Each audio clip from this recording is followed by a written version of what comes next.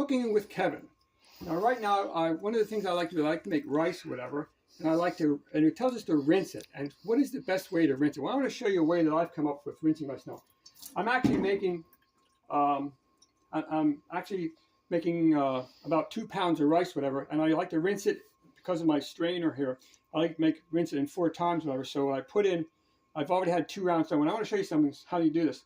Now I have a pot and I have water in it because I've been using this one. I'm going to put it underneath my spigot, and I have this double sink. Now what you want to do is you want to make the rice wet before you submerge it in the water. Otherwise, what's going to happen is it's gonna splash out. So you got to turn this on and get it all wet. And I do this for 2 minutes. I'm going to start my timer and get it all wet, and then I just drop it down in.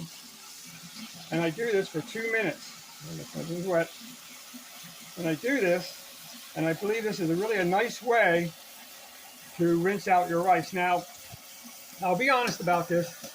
You may think, well, he's wasting a lot of water, and maybe I kind of am. But I will say this, I actually live on a farm, and we actually pump the water out of the ground, and of course the water goes right back into the ground. So I don't feel so bad about this. But if you live in some water-restricted municipality or whatever, you might not like the amount of water that you use to rinse your rice. That's all I can say.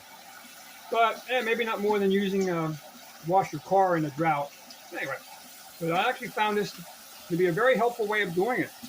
And like I say, I had tried doing this by having the pot in the sink, but that was just difficult. And then I figured since I have a double sink, I'd put it up on top like this, and it just makes it very easy. That way I don't have to hold it. Cause I tried holding it with the pot in the air with my hand, and my hand hurt. I just set it on the thing here. If you do have a single sink, you could put something in, like maybe a pot upside down or something like that, and then you could do it that way too. But I just find it's a very, very helpful way. And Melissa, I'm actually sending this to my daughter, Melissa, to give her an idea. So anyway, that's what we got. And we're going to show you what it looks like at the very end. Hopefully you might have to send it to Melissa on WhatsApp, because you might not be able to just send it on a big enough text. The file might be too big. Maybe I'll post this on YouTube too. Cooking with Kevin. Oh, I do like that. What's wrong with that? My wife's afraid of all this. My wife's going there filming. She's afraid of all these environmentalists to be after us for wasting water, I think. All right, now we're going to turn the water off, put it down, and I just drain it like this.